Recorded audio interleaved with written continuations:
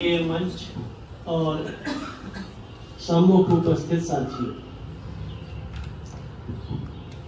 रात से चलने के बाद अब तक लगातार काम पे लगे हुए हैं हम लोग वसीम भाई कि हम तो जब से चले हैं राह नई मंजिल पे नजर है, यही तो कहते हैं ना। क्या बात है? हमने तो कभी मील का पत्थर नहीं देखा, मंजिल पे नजर टिकाए हुए हैं। वसीम भाई को फिर से एक शेर से आप दुष्यंत को बहुत पसंद करते हैं कि इस नदी की धार में ठंडी हवा आती तो है, नाव जर्जर ही सही लहरों से टकराती तो है, एक चिंगारी कहीं से ढूंढ लाओ दोस्तों, इस दिए में तेल से भीगी हुई बाती तो है। अगर इतनी तेल की बाती है तो हम तो चिंगारी फेंकेंगे, दिया जलाएंगे, और अंधेरे को ये मालूम होता है कि उसको जाना है, सूरज सुबह निकलेगा और उसका काम तमाम करेगा, अंधेरा मिटेगा। अलग बात है कभी कभी 21 दिसंबर को अंधेरा लंबा हो जाता है, लेकिन 21 जून फिर आती है और अंधेरा छोटा हो जाता है। तो वक्त आएगा, ना उम्मीद होने की मैं कोई बात नहीं करने आया, निराश होने की कोई जरूरत नहीं। मेरे लिए तो राजेश जोशी की वो जिद्द कविता जो है वो मेरे लिए एक पाथेय है। ये जो थोड़े से लोग जिनको कहते हैं कि ये क्या कर लेंगे, यही थोड़े से लोग खलल पैदा करते हैं कि सत्ता के शीर्ष पे बैठे हुए आदमी को उसकी थिंक टैंक के लोग एक शब्द ले आके देते हैं कि बोलो इन्हें अर्बन नक्सल बोलो। खलल पैदा करते हैं कि वो चुनावी भाषणों में भी पुरस्कार वापसी गैंग बोलता है। ये खलल पैदा करते हैं और हम खलल पैदा करते रहेंगे, हम रुकने वाले नहीं हैं। और ये कभी नहीं रुका, आज से नहीं चल रहा। बीज वक्तव्य देते हुए भाई संतोष चौबे ने ऋग्वेद की चर्चा की। उस ऋग्वेद से ही एक दूसरी परंपरा 10वें मंडल में शुरू हो जाती है। जब अपाला आती है, गार्गी आती है, लोपामुद्रा आती है, वे ऋचाएं आती हैं, जब हाशिए पे पड़ी हुई एक शक्ति जो कि आधी आबादी है अपनी उपस्थिति दर्ज कराती है और एक दूसरी परंपरा शुरू हो जाती है। फिर अंधेरा आता है, डार्क एज तो आता रहता है, उत्तर वैदिक काल में फिर अंधेरा आता है और उस अंधेरे से निकलने का रास्ता भी आदमी ढूंढ लेता है। दो राजकुमार उस कर्मकांडी अंधविश्वासी दुनिया के बीच अपना घर छोड़ करके निकल पड़ते हैं। उनमें से एक बुद्ध होता है और एक महावीर होता है। समय बदल जाता है और फिर वो आधी आबादी खड़ी होती है और पहली बार पूरे उत्तर वैदिक काल के बाद जिस आधी आबादी को चर संपत्ति बना दिया गया था वो अपना दुख व्यक्त करती है और पहली बार 73 थेरी गाथाएं लिखी जाती है। उन थेरी गाथाओं में, उन 73 थेरी गाथाओं में उन स्त्रियों के दुख हैं जो आधी आबादी है, उन स्त्रियों के दुख हैं जो उस दूसरी परंपरा की सबसे बड़ी गुरु है, सबसे बड़ी लेखक है। मां से बड़ा कौन लेखक है जिसने ज्ञान दिया है, जिसने चलना सिखाया है। यहां तक कि वे भी जब गोत्र का निर्धारण करने जाते हैं तो सबसे पहला गोत्र मातृ गोत्र ही निर्धारित करते हैं, क्योंकि सबसे बड़ी लेखिका, सबसे बड़ी ज्ञानदायिनी तो मां है। वो आधी आबादी है, वो दूसरी परंपरा है और उस दूसरी परंपरा का ज्ञान कभी रुका नहीं है। ठीक है, व्यंत्रथ आएगा, पुष्यमित्र शुंग आएगा, विक्रमादित्य आएंगे, समय बदलेगा, पुराण लिखे जाएंगे, दशावतार लिखे जाएंगे आकांक्षा होगी किसी एक चीज की कि वो आए और इस नगरों के पतन के इस काल में, जिसे कलयुग कहा, उस काल का अंत करेगा, लेकिन फिर भी वे तय नहीं कर पाते कि बुद्ध को कहाँ रखें। रखना पड़ता है उन्हें, 9वें स्तर पे बुद्ध को रखना पड़ता है। अब इनकार नहीं कर सकते कि हमारी वो जो दूसरी परंपरा है, जो नागवर जी बहुत बाद में किताब लिखते हुए आचार्य हजारी साहब द्विवेदी के संदर्भ में लेके आते हैं, लेकिन वो दूसरी परंपरा तो अनस्यूत है, हर जगह मौजूद है, ढूंढिए तो मिलेगी। वो बंजारों में मिल जाती है, वयंजीवी जीव जातियों में मिल जाती है, बसठोरों में मिल जाती है।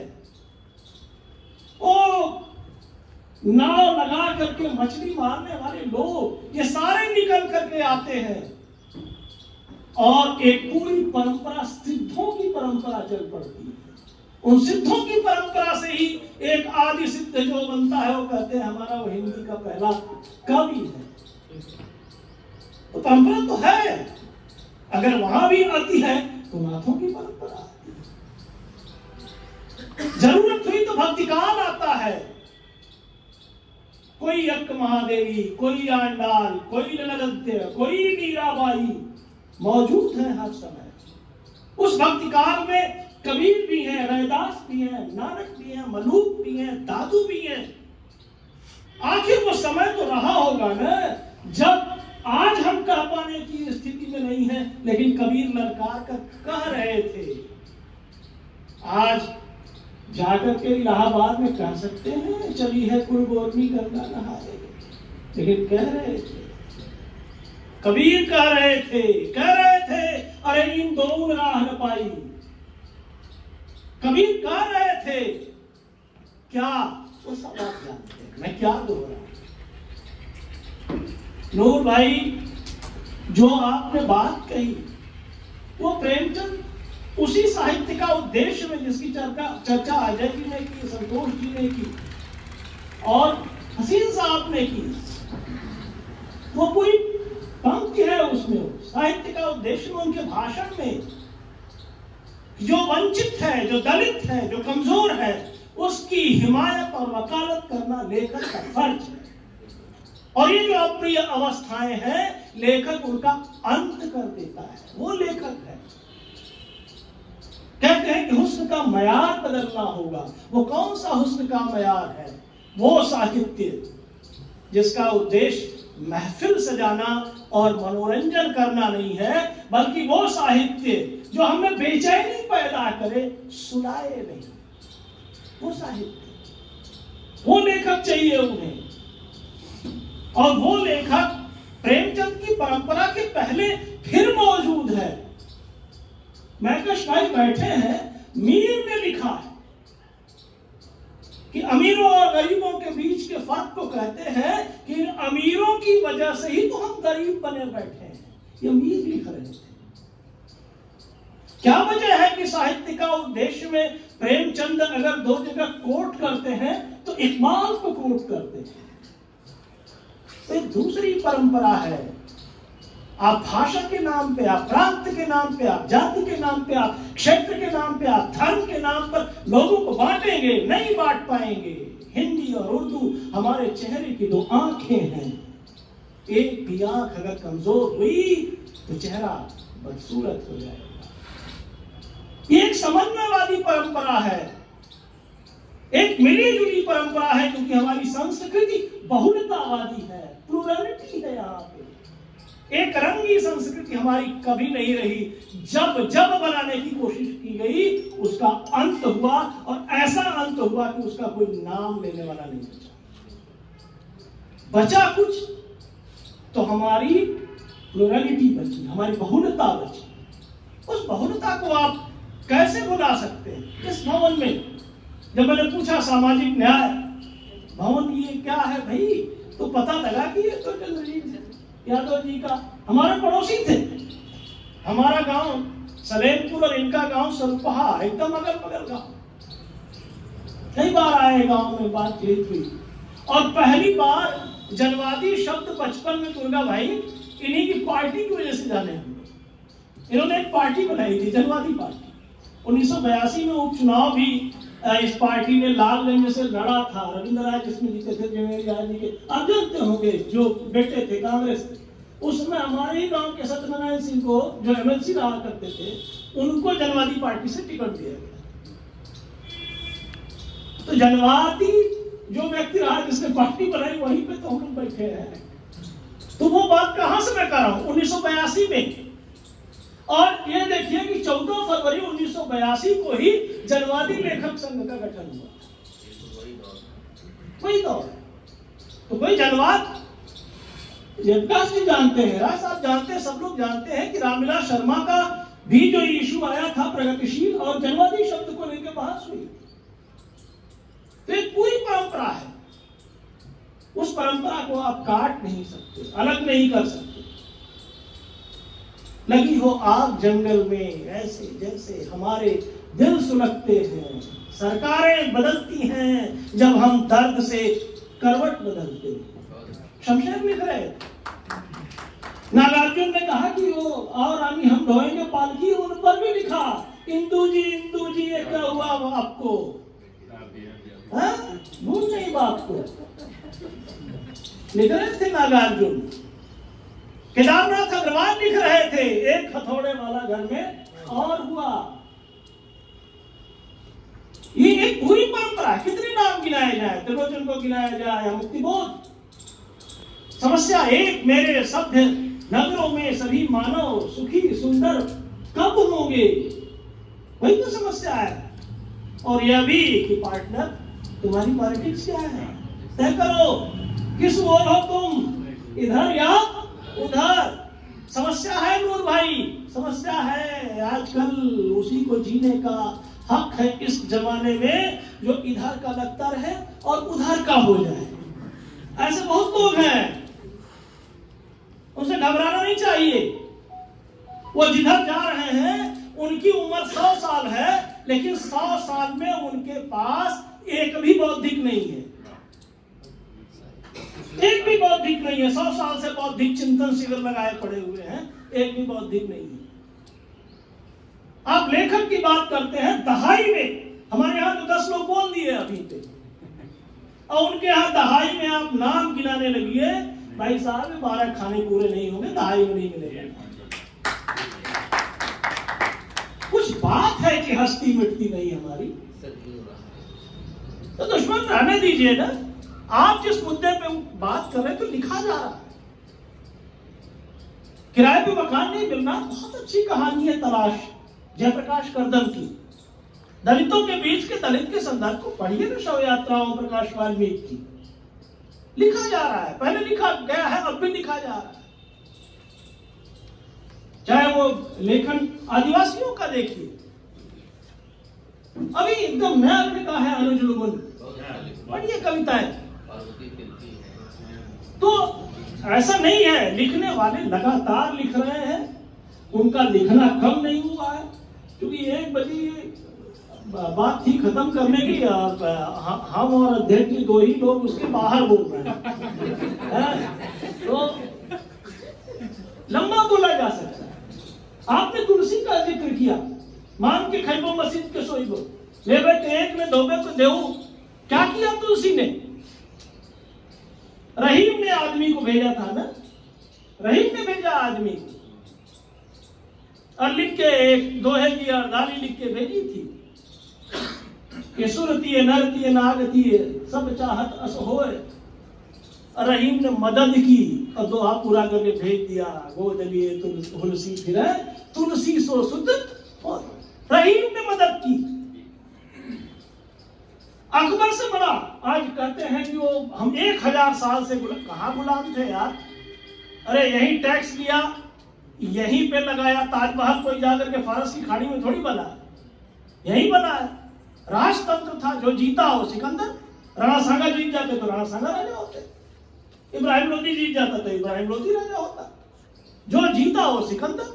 लेकिन इसका टैक्स तो यही लगाया ना, कोई विजय माल्या लेके भागा थोड़ी यहां से।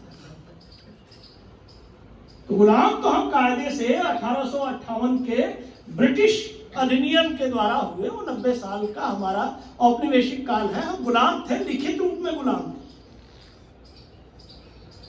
और तब की बात कर रहे हो, वो अकबर के सामने एक संत कह देता है कि संतन कहां सी करी सो का आवाज जात पर नहीं आ टूटी बिसरी गए हरिदास। अकबर से कहा कुंभलदास से कि संतों को सीखने से क्या काम है, आज जरा बोलिए, बुलावा आए और आप न जाइए, देख लीजिए काजू की रोटी में डेंट न लगाइए, जाना पड़े। आप नहीं बोल सकते। राय साहब ने गिनाया 16 में 7 अभी जेल में है। वो प्रतिरोध की आवाजें हैं, इसलिए जेल में है। वो समय था, लिखने वाले लिख रहे थे। अकबर के हरम में बैठी हुई ताज बीबी लिख रही थी, कृष्ण के गीत लिख रही थी, रसखान लिख रहे थे, कृष्ण के गीत लिख रहे थे। तो हमारी बड़ी पुरानी परंपरा है और आज भी वो परंपरा जारी है।